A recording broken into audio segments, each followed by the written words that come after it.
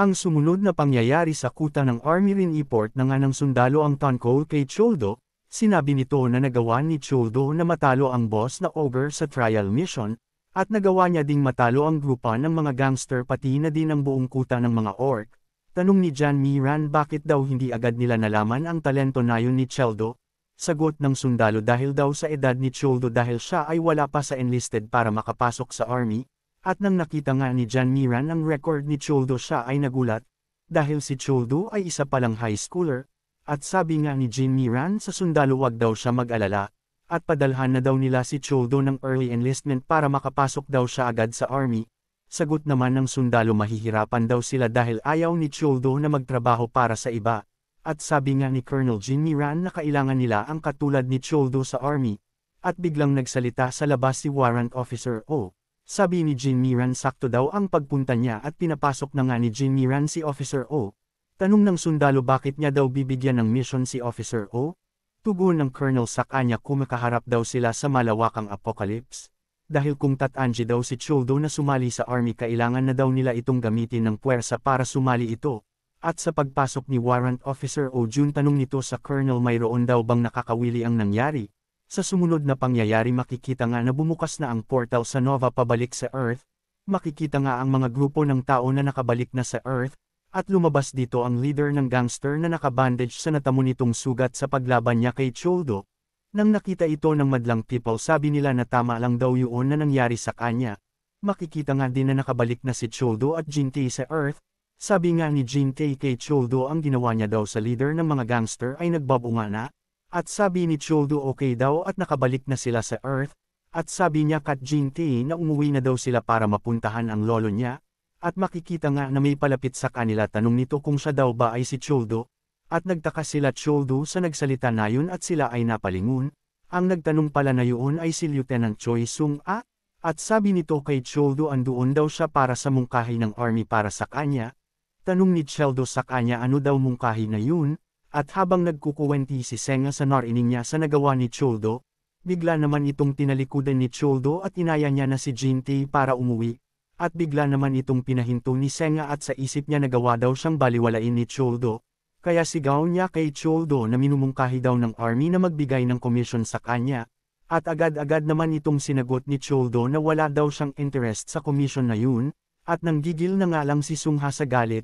At sabi sa kanya ni Warrant Officer O tama daw ang sabi niya sa kanya kanina, dahil ang katulad ng lalaki na yun ay hindi madaling sumang-ayon, at bigla ngang tinawag ni Officer O si Choldo na high school brat, at agad-agad naman ngang lumiinggong si Choldo sa nagsalita, pero agad-agad naman siyang sinugod ni Officer O at sinipa siya nito, pero nagawa naman itong masangga ni Choldo. Tanong ni Officer O kay Choldo handa na daw ba siyang makipag-usap ngayon?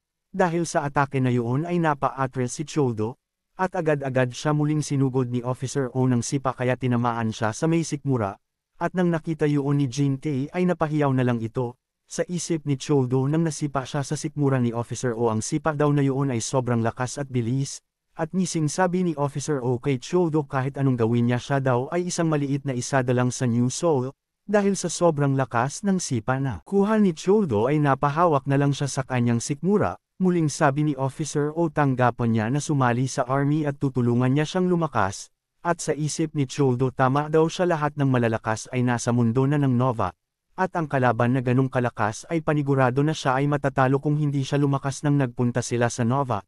Muling tanong ni Officer O kay Choldo gusto niya na daw bang ma-enlist. Tugon naman ni Choldo mukhang siya daw ata ay kilala sa mundo ng Nova, kaya muling sabi ni Choldo lahat daw ng lakas niya ay ibubuhos niya sa paglaban sa kanya.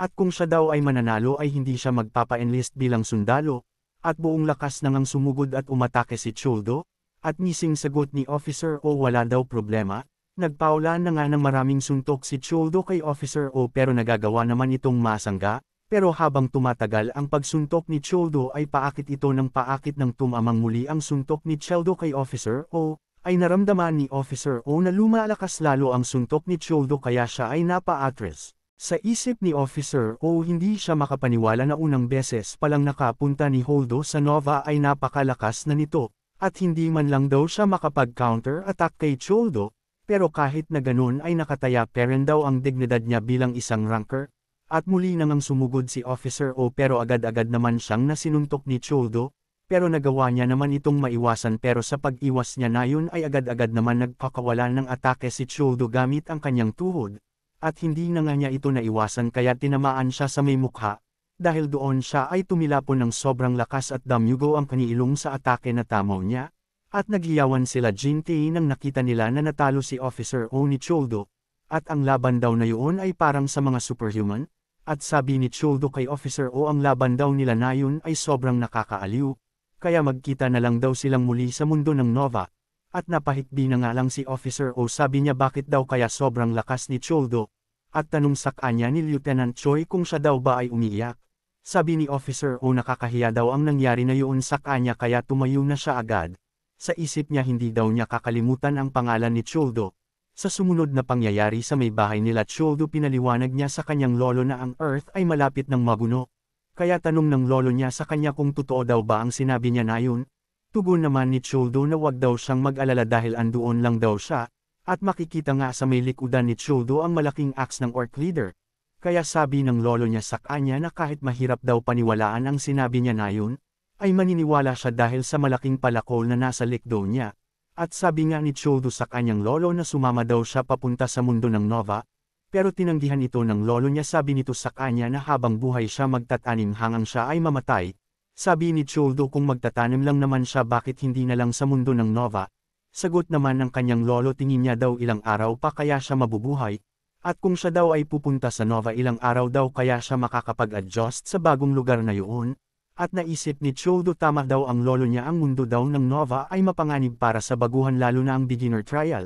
At sabi nga ni Choldo sa kanyang lolo hindi na daw siya mangungulit, pero sana daw ay sumama siya sa kanya kapag lumakas na siya sa mundo ng Nova, at may nag-doorbell nga sa may bahay nila Choldo, at sabi ni Choldo mukhang dumating na daw ang bisita niya, at yun pala ay si Jintae tanong ni Choldo sa kanya kung nag-research na daw ba siya tungkol sa mundo ng Nova. Sagot naman ni Jintae oo at lahat daw ng information tungkol sa Nova ay ginawang national disaster ng gobyerno. Sabi ni Choldo mukhang ang information daw tungkol sa Nova ay tinatago ng gobyerno sa iba, kaya perpekto daw itong samantalahin ng mga nakakaalam. At sabi ni Jintae sa kanya kung naalala niya daw ba ang sinabi ng sundalo kanina tungkol sa New Seoul, dahil hindi lang daw nag-open ang portal sa Changju, at ang mga portal daw papunta sa Nova ay nagbubukas sa iba't ibang lugar, at ang gobyerno at mga corporation ay naunang nakaalam tungkol sa Nova kaya sila ang una nag-develop dito, at ang isa daw dito ay kilala sa tawag na New Seoul na pwede makapunta gamit ang portal sa Paju, at ang lugar daw na yun ay develop sa pamumuno ng gobyerno, at ang portal daw na yun ay nagbukas 2 taon na ang nakakalipas. Sabi ni Choldo kung 2 taon na daw ang nakilapas 10 taon na daw ang katumbas nun sa Nova, kaya panigurado na maraming malalakas sa lugar na yun.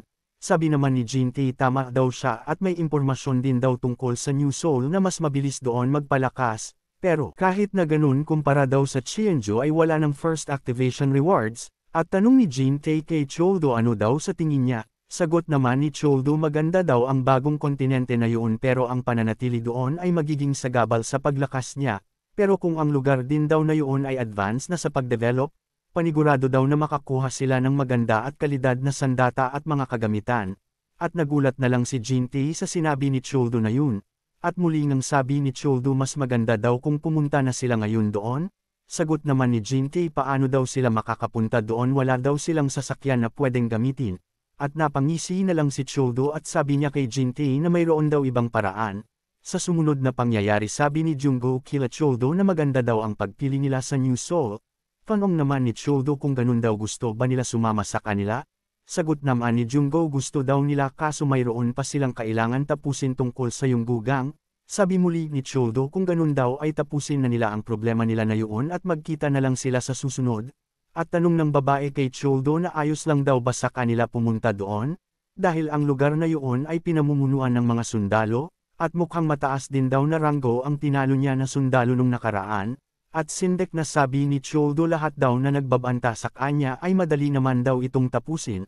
Sa pagsilip ni Jintae sa may labas sabi nito mukhang sila daw ay nakarating na. Sa sumunod na pangyayari sa harapan ng portal ng Paju papunta sa New Seoul makikita na nakatiw na sila Choldo at Jintae. Tanong ni Jintae kay Choldo ano kayang lugar ang New Seoul. Sagot naman ni Choldo wala daw problema sa kanya kahit ano pa man ang lugar na yun. Basta daw siya ay lalakas sa pagpunta nila doon. Sa sumunod na pangyayari gulat na gulat si Jintae nang nakita niya ang New Soul, dahil ilang taon pa lang daw ang nakakalipas ay ka-level na nito ang Joseon Dynasty. Sa may likod nila Jintae ay may sumigaw na matanda na humihingi ng tulong, dahil may magnanakaw na kumuha ng mga gamit at kita niya, makikita nga ang isang lalaki na tumatakbo sa direksyon nila Choldo, at agad-agad naman itong nakita sabi ni Choldo na kahit saan daw talaga ay may masasamang ugali, at nang nakita ng magnanakaw na nakaharang sila Choldo, agad-agad nitong inatake si Choldo at sigaw nito sa kanila na umalis sila sa kanyang daan, pero agad-agad namang hinawakan ni Choldo ang mukha nito, at hinampas niya ito may lupa sigaw ni Choldo balang araw daw ay masasakop niya din ang New Soul. Sa sumunod na pangyayari sa may bahay ng babae, makikita ang babae na binigyan sila Choldo ng makakain para sa pasasalamat niya, at di makapaniwala si Jintae na ang hinain na yun ng babae ay sobrang sisirap. Sabi ng babae kila Choldo kung di daw dahil sa kanila ay mawawalan siya ng isang buwan na kita dahil sa magnanakaw kanina, at nagpasalamat nga si Choldo sa babae dahil sa pagkain na binigay nito. Biglang sabi ni Jintae maganda daw talaga ang sibilisado na lugar, at naalala ni Jintae nang kumain sila ng hilaw na karne ng buwaya. At sa isang iglap lang ay madami nang nakain si Choldo, kaya tanong ni Jintae sa kanya ilan na daw ang nakain niya, at sabi ng babae sa kanila wag daw silang mahiya na kumain ng kumain dahil ngayon daw ay libre lahat ang dinadala niya, at sabi ni Choldo sa babae simula daw ngayon kung may manggugulo daw sa kanya ay magsabi lang siya, at di na nga nakapagpigil si Choldo sa sarap ng pagkain na dinala ng babae at kinain niya ito agad, at nakwento ng babae kila Choldo ang kalagayan niya sa New Soul. Kahit daw na pinuprotektahan ng mga sundalo ang kanilang syudad sobrang dami pa rin masasamang loob. Tanong ni Jintae sa kanya kung madalas daw ba nangyayari ang pagnanakaw sa lugar nila. Sagot naman ng babae kay Jintae tama daw siya dahil ang population sa New Seoul ay dumami ng dumami. Kaya kung saan ang New Seoul ay pinamumunuan ng malalakas at ang mahihina ay na api. Nang narinig yun ni Choldo maganda daw yun dahil lahat daw ng masasama sa New Seoul ay magiging kalaban niya. Sambat ng babae kung yun daw ay magiging madali pero dapat sila ay mag-ingat at gamitin nila lagi ang kanilang search skill. At tanong ni Choldo ano daw ang search skill na yun? Tugon ng babae mukhang sila daw ay baguhan sa New Seoul at walang alam.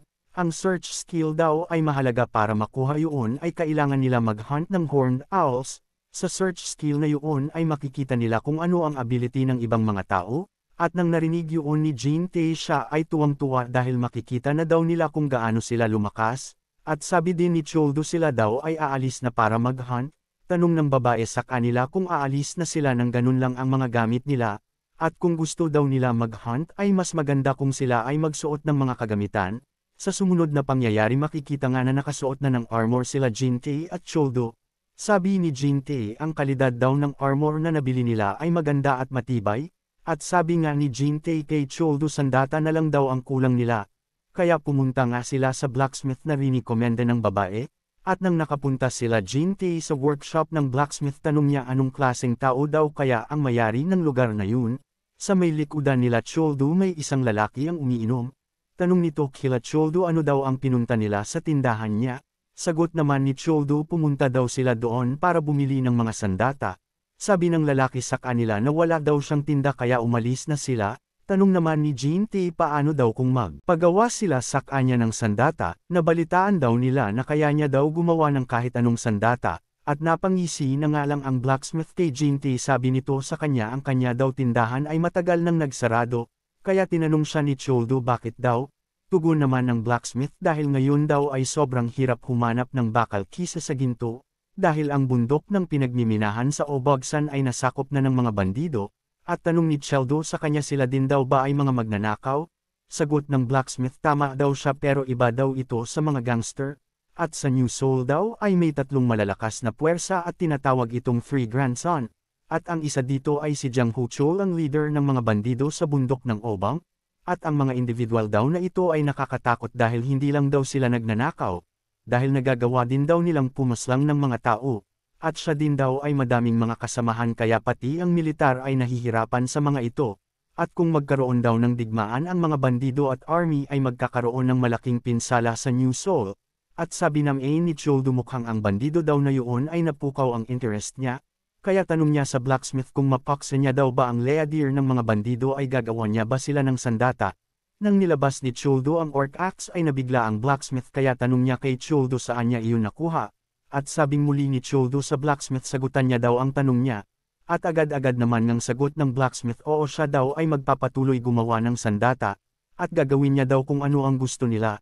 Taka ng blacksmith kung pupuntahan daw ba kaya nila Choldo ang kuta ng mga bandido. Sabi ni Choldo sa blacksmith magpawala na daw siya ng kanyang pagkalasing. Dahil pagkatapos niya daw maubos ang mga bandido sa bundok ng Obang, ay magpapagawa siya sa kanya ng pinakamagandang sandata. Sa sumunod na pangyayari nagpatuloy na maglakbay si Jintay at Choldo.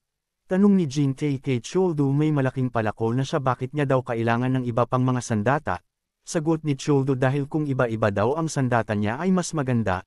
Dahil sa pakikipaglaban ay nakadepend sa klabo kung anong sandata ang maaring magamit. Nang nakarating sila Jintay sa pinaghuhunt ng horned owl tanong niya kay Choldo paano daw kaya sila makapag-hunt. Dahil sa lugar na yun ay sobrang daming tao. At kahit saan daw siya tumingin ay may naghuhunt, at may biglang napansin si Choldo kaya agad-agad siyang kumuha ng bato, at ginamit niya ang kanyang skill throw sa isang direction, sa isang iglap lang ay may tinamaan si Choldo, nang nakita yun ni Jintay siya ay nagulat dahil ang tinamaan ni Choldo ay isang horned owl, at tanong ni Jintay kay Choldo paano niya daw naramdaman na may horned owl doon, taka naman ni Choldo ang naramdaman daw niya ay hindi horned owl. At tanong muli ni Jintay ano daw ang ginagawa niya, bilasan niya daw at aralin niya na ang search skill, makikita nga na lumabas na ang isang orb skill sa may katawan ng horned owl, ginamit na nga ni Choldo ang skill stone at nakakuha siya ng search skill makikita nga ang detalye sa system window, sabi ni Choldo ngayon daw ay nakikita na niya ang information niya sa system window, tanong ni Jintay sa kanya ano daw ang nakikita niya. Sagot ni Choldo nakalagay daw doon kung ano ang karakter niya at kanyang mga skills, at biglang nagtaka si Choldo dahil mayroon siyang nakitang fairy blessing kahit siya ay isang barbarian. Taka niya kung mayroon daw ba kayang may galit sa kanya, at biglang tanong ni Jintay kay Choldo ano daw ang nakikita niya sa kanya. Taksong sagot ni Choldo wala daw kaya mukhang kailangan niya pa mag-ensayo ng mabuti para lumakas. Sa may malayo may dalawang lalaki ang nagmamasid kila Choldo. At ito ay si Sergeant Kyung-soo at kanyang captain na si Choi Jun-sip, makikita nga na si Choi Jun ay may sugat sa kanyang pisngi, at hindi siya makapaniwala dahil sa malayong distansya ay nagawa silang ma-take, at tanong nga ni Kyung-soo sa kanyang captain kung ayos lang siya dahil mayroon daw dugo sa may pisngi niya. Sa isip ni Choi Jun kung hindi daw nabago ang direksyon sa atake na yun ni Choldo, panigurado daw na malala ang aabutin niya taka din ito kung naramdaman daw kaya ni Choldo ang presensya nila. At sabi ni Kaptian Choi sa kanya na kailangan daw nila mapasali sila Choldo sa militar kahit anong mangyari, at biglang nagtaka si Sergeant Kyung-soo dahil ang direksyon daw na pupuntahan nila Choldo, ay papunta sa bundok ng Obang ang kuta ng mga bandido. Nang nakita yun ni Captain Choi sa isip nito kung doon daw pupunta sila Choldo, ay hindi daw yun maganda para sa kanila. Sa sumunod na pangyayari makikita nga na nakapunta na sila Choldo sa bundok ng Obang. Tanong nga ni Jintay kay Choldo kung yun daw ba talaga ang kuta ng mga bandido. Sa may malayo may mga bandido nang ngumingisi nang nakita nila sila Choldo. Sabi ng isa ang lakas daw ng mga tao na yun na pasukin ang teritoryo nila. At mukhang ang mga tao din na yun ay maraming mga kagamitan na importante. Katulad daw ng malaking palakol na hawak ng isang lalaki na yun. At nang nakita din yun ng leader ng mga bandido ang mga lalaki daw na yun ay mga hanggal. At sinabi niya na nga sa kanyang mga kasamahan simulan na daw nila, ang kanilang pag-hunt sa mga tao na yun. Abangan ang susunod na kabanata, maraming salamat sa panunood, huwag kakalimutang mag-like, share, at mag-subscribe, at i-on ang notification bell para updated ka sa susunod nating video.